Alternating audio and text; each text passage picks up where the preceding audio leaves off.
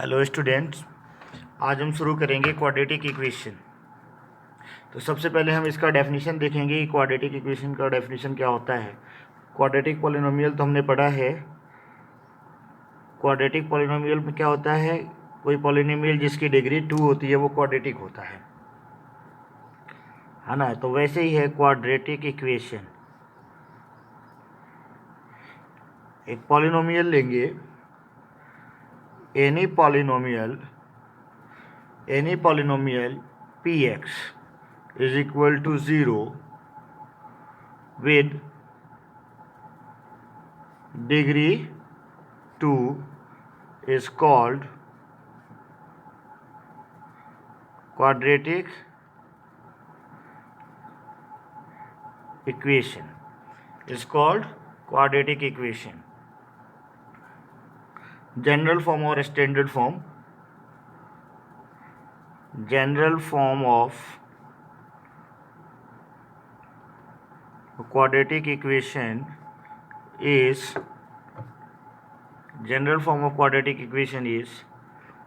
ax square plus bx plus c is equal to 0, where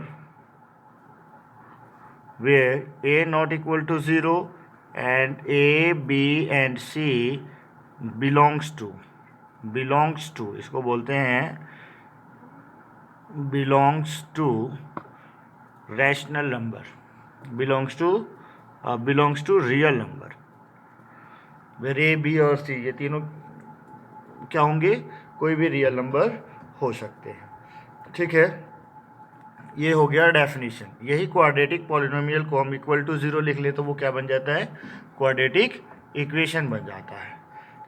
चलिए दूसरा point हम इसका देखते हैं। जैसे हमने जीरोस देखा था क्वाड्रेटिक इक्वेशन का, वैसे क्वाड्रेटिक पॉलिनोमियल का, वैसे ही हम रूट देखेंगे। यहाँ पे रूट और जीरोस में कोई फ़र्क नहीं होता, रूट और जीरोस एक ही चीज़, एक ही बात है। Root of quadratic equation,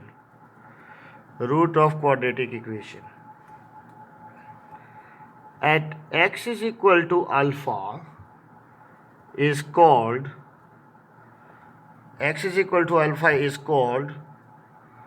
root of quadratic equation if quadratic equation ax square plus bx plus c is equal to 0। कोई quadratic equation A X square plus B X plus C is equal to 0, उसमें X is equal to alpha को हम इस quadratic equation का root कहेंगे if alpha satisfy the equation, quadratic equation,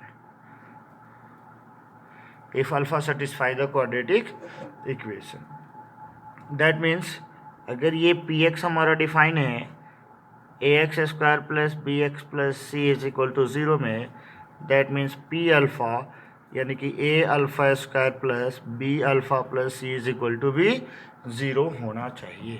तो अगर 0 आता है तो ये अल्फ़ा सेटिस्फाई कर रहा है इसको, और इस कंडीशन पे अल्फ़ा इसका क्या होता है, जीरोस होता है, रूट होता है। अब आपको दो चीज़ें आपको पता है कि कुछ पॉइंट्स है जो पहले मैं लिख देता हूँ यहाँ पे।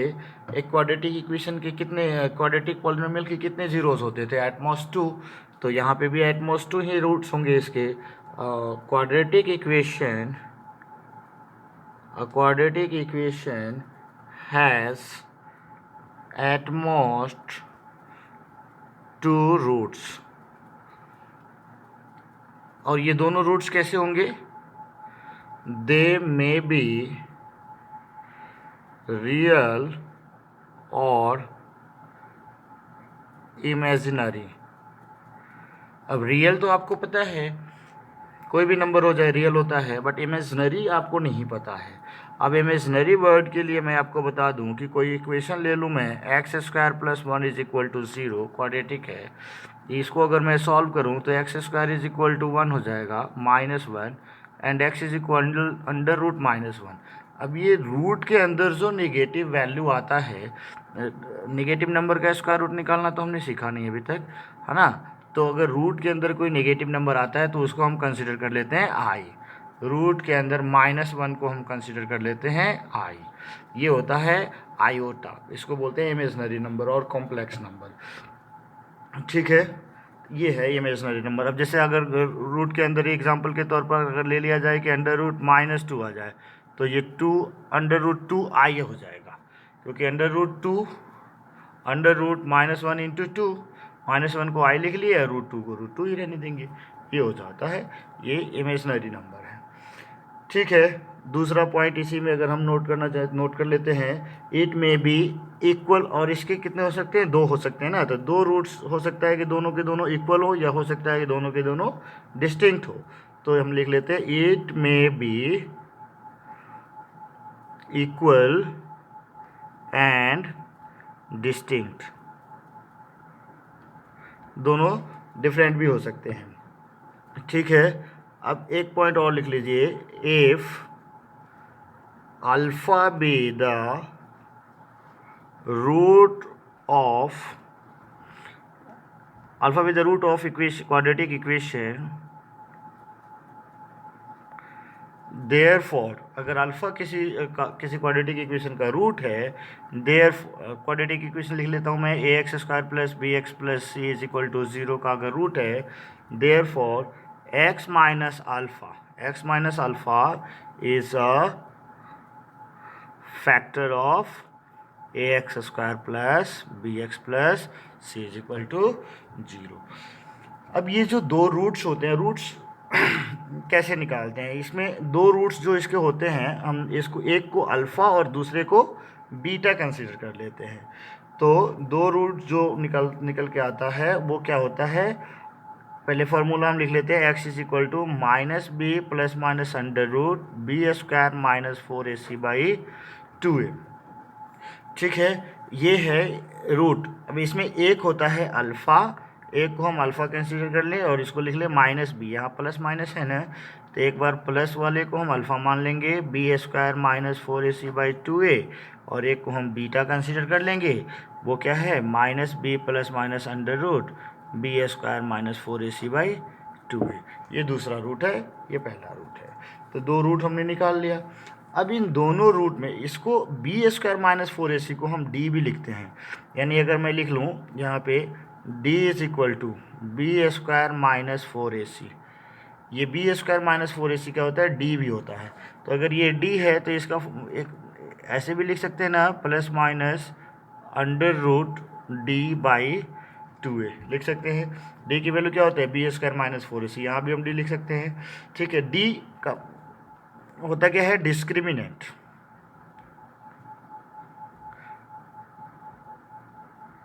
ये होता है डिस्क्रिमिनेंट। ठीक है, डी डिस्क्रिमिनेंट होता है। चलिए अब एक चीज़ और देख लेते हैं,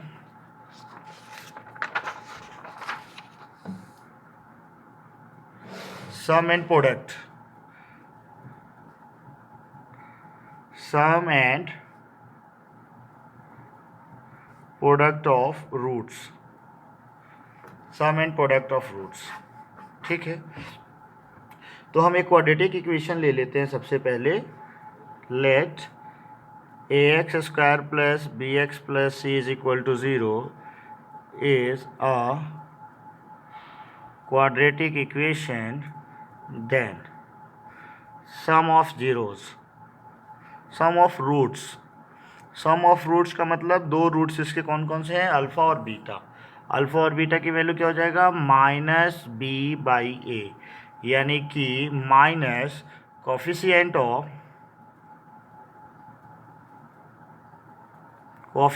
of x divided bye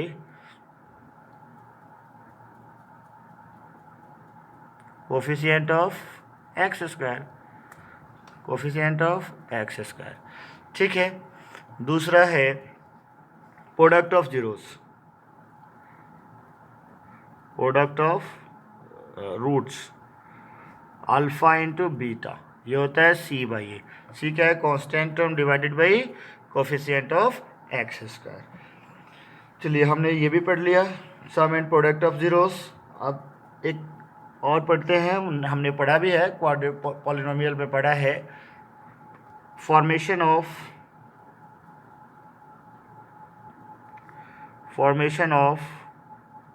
quadratic equation.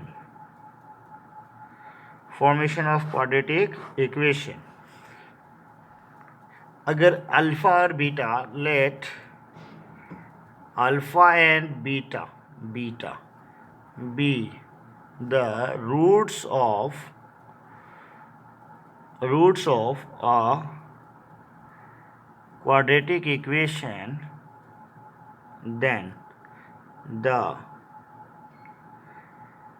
quadratic equation will be x minus alpha into x minus beta is equal to 0. x minus alpha into x minus beta इसका क्वाड्रेटिक इक्वेशन हो जाएगा.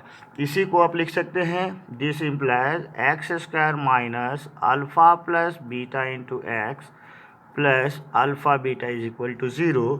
और इसी को आप लिख सकते हैं x square minus sum of roots into x plus product of roots is equal to 0. अब इनमें से कोई सा भी फॉर्मूला आपको याद है तो आप इक्वेशन को फॉर्म कर सकते हैं. ठीक है. अब यहाँ पे एक पॉइंट मैं लिख दूं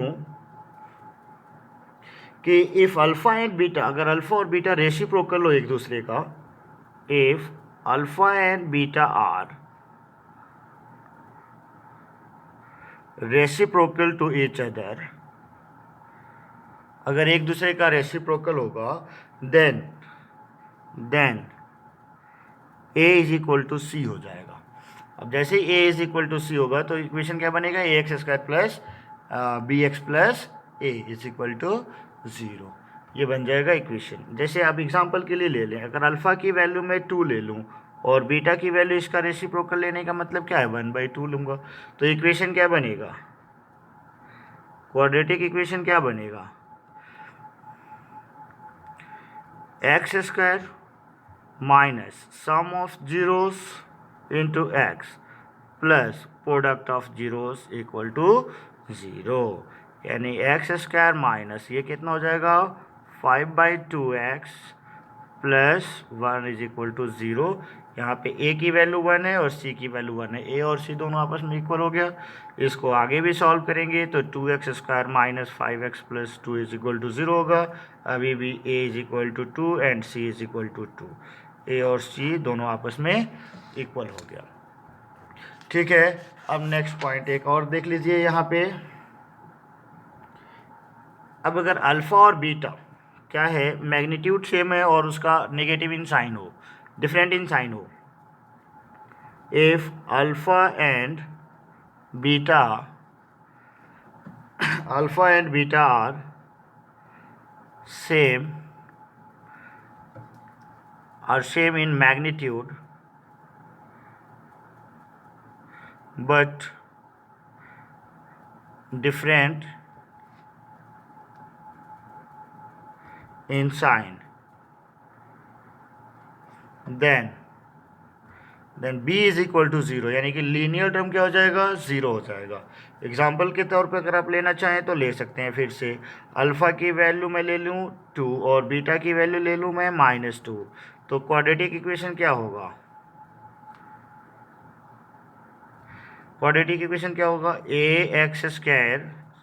x square minus sum of zeros 2 - 2 into x plus product of zeros 2 into -2 is equal to 0.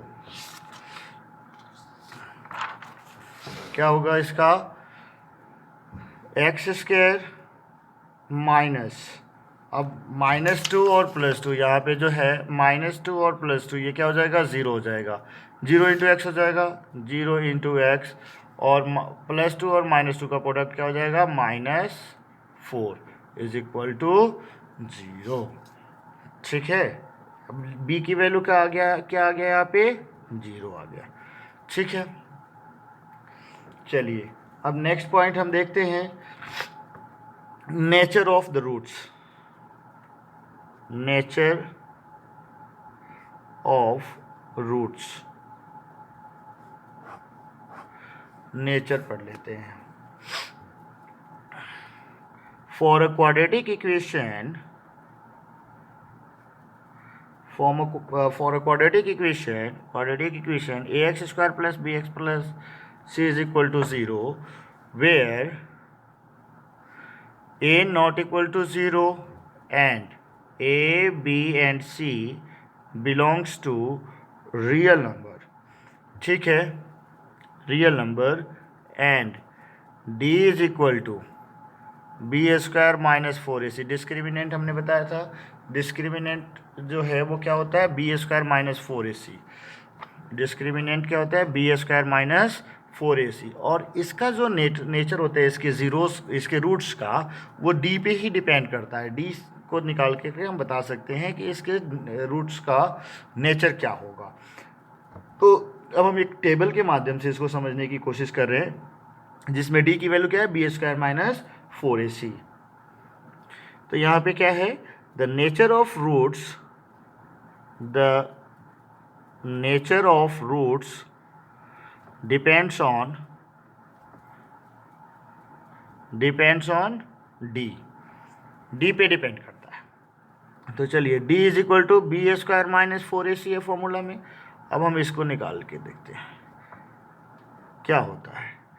अब अगर d लेस देन 0 है, d की वैल्यू अगर 0 से छोटा है, तो रूट कैसा होगा, roots are not real, roots real नहीं होगा। रियल नहीं होने का मतलब क्या है, इमेजिनरी होगा। दैट मीन्स इमेजिनरी और कॉम्प्लेक्स होगा, ठीक है, यानी कि आई के टर्म में होगा, अंडर रूट माइनस आएगा, ठीक है। अब एक वैल्यू और है, अगर d 0 के इक्वल हो जाए या फिर d इज़ ग्रेटर देन 0 हो जाए। चलिए मैं यहाँ लिख दूंगा d इज इक्वल टू 0। अब d अगर 0 के इक्वल आए तो इसका मतलब क्या है, रूट्स जो होंगे वो इक्वल होंगे, रूट्स आर इक्वल होगा, लेकिन कैसा होगा, रियल। लेकिन d जब बड़ा हो जाए 0 के, तो यहाँ पे रूट्स कैसा होगा,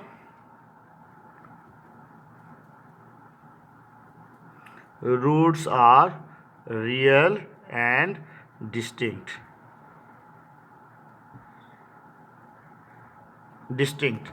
का मतलब होता है डिफरेंट होगा, इक्वल नहीं होगा। अब डिफरेंट होने का मतलब, अब रियल और डिस्टिंक्ट तो होगा। अब इसमें भी दो कंडीशन अगर मैं लगा दूं, तो देखिए इसमें भी दो कंडीशन में लगा दूं कि अब यहाँ पे if d is a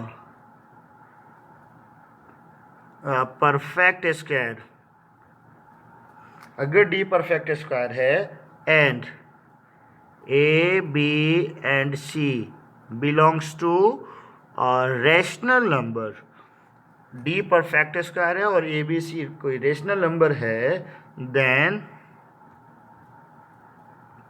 roots are rational. कैसा होगा, रैशनल होगा। डी परफेक्ट स्क्वायर है, ए बी सी अगर रैशनल है, ए बी और सी तीनों कोफिशिएंट जो है वो रैशनल है, तो रूट कैसा होगा, रैशनल होगा। अब if D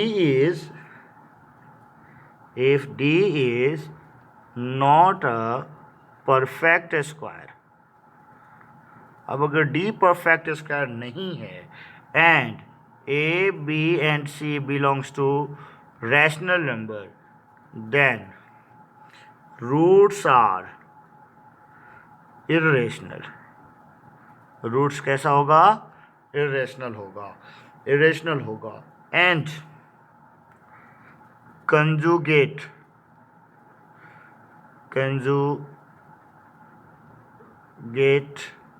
to each other. Example के लिए मैं बता दूं आपको कि अगर एक root a plus i b के फॉर्म में है, तो दूसरा इसका कंजुगेट, अगर अल्फा की वैल्यू ये है, देन बीटा की वैल्यू क्या होगा, under root b root i लिख देता हूं मैं, अंडर रूट बी आई है, तो दूसरा क्या होगा, ए इरेशनल तो होगा ना, इस इरेशनल होने के लिए इसलिए हमने इसको रूट के अंदर डाला है ताकि ये इरेशनल है, तो a minus under root b i आएगा क्योंकि इसका एक कंजुगेट है। ठीक है, इरेशनल होगा, रूट कैसा होगा, इरेशनल होगा। ठीक है, कॉम्प्लेक्स नहीं होगा, ये कॉम्प्लेक्स नहीं होगा, इरेशनल होगा, आई नहीं रहेगा यहाँ पे। यानी कि अगर a प्लस रूट बी है तो दूसरा a माइनस रूट बी है। यानी कि एक और एग्जांपल ले लीजिए, अगर अल्फ़ा की वैल्यू 2 प्लस रूट 3 है देन बीटा की वैल्यू 2 माइनस रूट 3 होगा। ठीक है, अगर अल्फ़ा की वैल्यू 2 प्लस रूट 3 है देन बीटा की वैल्यू 2 माइनस रूट 3 होगा। ये है। इसके बाद हम पढ़ते हैं methods for solving a quadratic equation. ठीक है,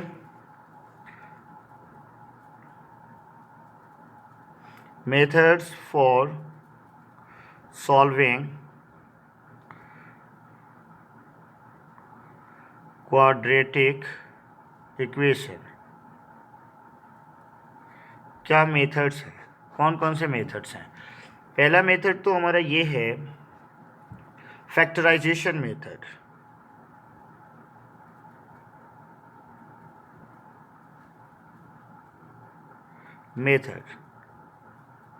फैक्टराइजेशन मेथड है ना, फैक्टराइजेशन जेड भी होता है और एस भी होता है।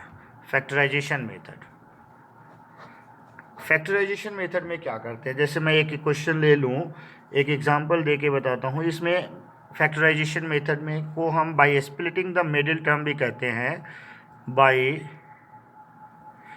स्प्लिटिंग द मिडिल टर्म, ये भी बोल सकते हैं आप। फॉर एग्जांपल एक ले करके हम देख लेते हैं। एक एग्जांपल ले लिया हमने, x square minus 3x minus 10 is equal to 0, कोई क्वाड्रेटिक इक्वेशन ले लिया। अब इसको हम फैक्टराइज करने की कोशिश करेंगे by splitting the middle term. Middle term को स्प्लिट करने के लिए, यानी कि मिडिल टर्म इसमें क्या है, -3, इसको हमें दो पार्ट में स्प्लिट करना होता है। इस तरीके से स्प्लिट करना होता है कि दोनों का एडिशन और सब्ट्रैक्शन ये मिडिल टर्म आ जाए और दोनों का मल्टीप्लिकेशन फर्स्ट और थर्ड के मल्टीप्लिकेशन के इक्वल आ जाए। फर्स्ट और थर्ड का मल्टीप्लिकेशन क्या है, -10। यहाँ पे a की वैल्यू क्या है 1, b की वैल्यू क्या है -3 एंड c की वैल्यू क्या है -10। फर्स्ट और थर्ड यानी कि ac की वैल्यू कितनी हो जाएगी, -10 हो जाएगा। ये लाना होता है। तो अब 3 को दो पार्ट में तोड़ना है। किस तरीके से तोड़ना है, ताकि दोनों का प्रोडक्ट a और c के प्रोडक्ट के इक्वल आ जाए। अब 10 को आप क्या करें, प्राइम फैक्टराइजेशन करके देख सकते हैं। तो 10 का प्राइम फैक्टराइजेशन किया तो हमारे पास क्या आया, 2 और 5। अब 3 को हम दो पार्ट में 3 और 5 में तोड़ेंगे। देखिए, तो 5 में से 2 माइनस करेंगे तो 3 आ जाएगा, लेकिन माइनस लेना, यानी कि 2 में से 5 माइनस करेंगे तो -3 आ जाएगा और दोनों का प्रोडक्ट क्या हो जाएगा, 10 हो जाएगा। तो अब इसको कैसे लिखेंगे, हम साइन को भी मैनेज करना है। तो x square minus 5x plus 2x लिख लिया हमने। -3x को दो पार्ट में तोड़ा, -5x प्लस 2x दो पार्ट में तोड़ा, दोनों का एडिशन सब्ट्रैक्शन क्या आएगा, -3 आएगा, -3x आ जाएगा। और इन दोनों का -5 और +2 का प्रोडक्ट करूँ तो क्या आ जाएगा, -10 आ जाएगा। कहीं दिक्कत नहीं है, दोनों का साइन मैनेज कर लिया हमने। अब क्या करेंगे, इसमें से हम x कॉमन करेंगे तो एक्स स्क्वायर -5 आया। इन दोनों में से क्या कॉमन हो सकता है, +2 कॉमन हो जाएगा और बचेगा क्या, x - 5 इज इक्वल टू 0। अब देखिए, तो दोनों जगह x - 5 हम कॉमन में निकाल सकते हैं और यहाँ पे क्या बचा, यहाँ पे x है तो क्या बचेगा, अब x + 2 दूसरा फैक्टर निकल गया, 0 के इक्वल है। अब अगर मैं लिख दूँ, if x - 5 is equal to 0 therefore x is equal to 5, ये क्या है, अल्फ़ा इज इक्वल टू 5, एक जीरोस निकाल लिया। और दूसरा मैं लिख दूँ, if x + 2 is equal to 0 then x is equal to -2, यानी कि ये क्या है, बीटा इज इक्वल टू -2 है। ठीक है, तो दो जीरोस हमने निकाल लिया, बाय फैक्टराइजेशन मेथड पढ़ लिया। इसी को कहते हैं by splitting the middle term. चलिए हम एक और मेथड सीख लेते हैं, bye completing the square method. Bye completing the square method हम नेक्स्ट पार्ट में सीखेंगे। ठीक है, थैंक यू।